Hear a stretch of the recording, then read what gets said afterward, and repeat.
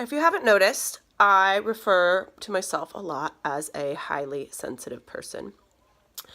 This is not just a phrase that I pulled out of my rear end.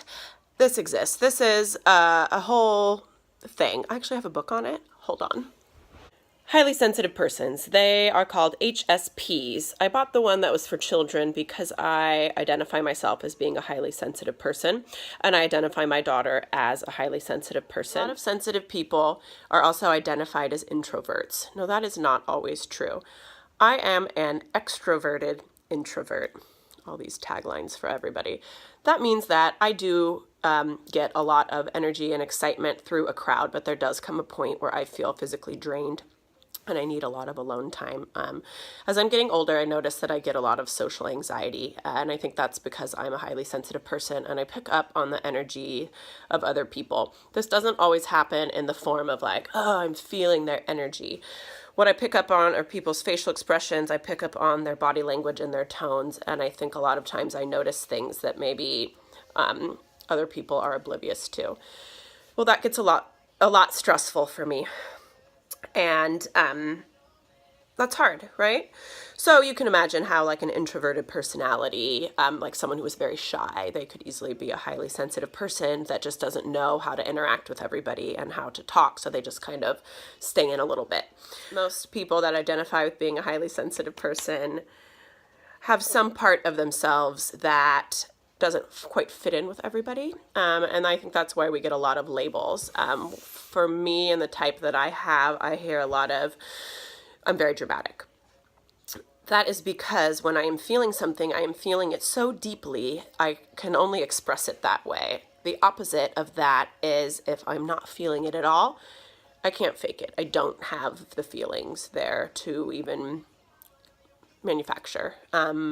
And I can't fake that either. So I've also been accused of being, on the one hand, overly emotional and overly sensitive, and on the other hand, cold and heartless. I can't be both. Yes, I can. I can be both. And sometimes I am a little unfeeling, and sometimes I am overly feeling. If you want to look this up and you're interested in discovering if you're a highly sensitive person too, there's lots of information online, and you could easily get into this person's site and find out the information. It suggested that there was only about 20% of the population that identified as being highly sensitive. If everybody had this sense, right? If we could all tap into these senses, which from what I understand from a spiritual sense, we could. You would just have to tap into that. Well, then imagine how weird the world would be if everyone was overreacting to every situation and always on alert with everything. It would be a little overwhelming. So instead, us 20%, we get stuck being the weirdos here in the corner, but we secretly know that we have a little more going on. Anyways, the point of this story was that I'm living next door to another highly sensitive person, and she is the cutest and the sweetest. Courtney is her name. She is my neighbor. We have a lot in common. She is also a hairdresser. In fact, we're going to do my hair later today. I have inspired her to start her own YouTube channel. She's blonde, and I'm a brunette. Every brunette needs a blonde. I have my special little blonde in my life. Her name is Marissa. Happy birthday! Hi! Oh, in my robe and everything. That's just amazing. I gotta love that. Oh, goodness. I'm a level 6. I know you don't know what that means. It means that I am medium brown. What's a level 6? This is what hairdressers do when they're jamming together. We do each other's hair, we drink champagne, and we gab. We gab. Yes. If you've ever worked with me in a salon, then you know how we get down. Okay, we will come back and show you our fabulous looks when we're, done up. See you soon.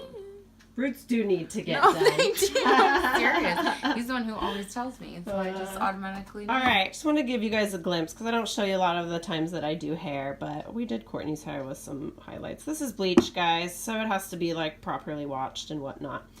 And I think it's just going to brighten up her roots and merge in with this bright blonde down here. God, I'm cute. We're both cute. Look at this. Thanks for hanging with us today. Check out Courtney's channel if you want to learn more about her. The Deep Blue Blonde. I mean, obviously. Yay. Now it's official. Okay. Bye.